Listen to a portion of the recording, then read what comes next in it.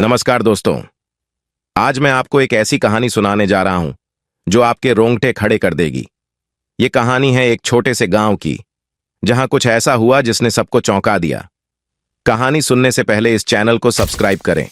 तो चलिए शुरू करते हैं। ये कहानी है राजपुर गांव की। एक छोटा सा गांव जहां की रातें बेहद शांत और डरावनी होती हैं। एक दिन गांव में एक अजीब घटना घटी। तुमने सुना? कल रात बंसी काका के घर से अजीब आवाजें आ रही थीं। हाँ, सुना तो मैंने भी, लेकिन कोई पता नहीं चल पाया कि आखिर क्या था। बंसी काका, जो गांव के सबसे बूढ़े व्यक्ति थे, उनके घर से रहस्यमयी आवाजें आ रही थीं। गांव वाले डर गए थे, पर किसी की हिम्मत नहीं हुई वहां जाने की। अगली सुबह गांव के सरपंच ने सबको बुलाया और फैसला किया कि वे खुद जाकर देखेंगे कि आखिर माजरा क्या है। हम सब साथ चलेंगे, कोई अकेले अंदर नहीं जाएगा। सब लोग धीरे धीरे बंसी काका के घर की ओर बढ़े। दरवाजा खोलते ही जो दृश्य उन्होंने देखा वो सबके होश उड़ा देने वाला था। मुझे मुझे बचाओ। सबने देखा कि बंसी काका एक अजीब सी स्थिति में जमीन पर पड़े थे। उनके चेहरे पर डर साफ झलक रहा था। रात को एक परछाई आई थी, उसने मुझे उठाकर फेंक दिया।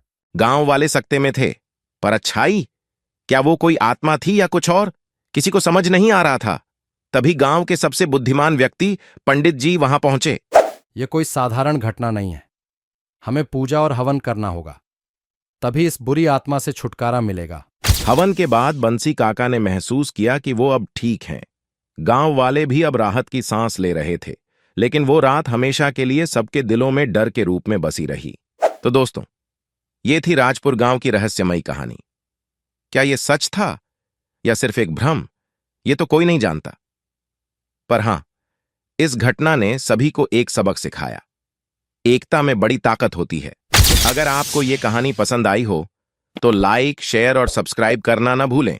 और हां, अगली बार फिर मिलेंगे एक और दिलचस्प कहानी के साथ। तब तक के लिए अलविदा।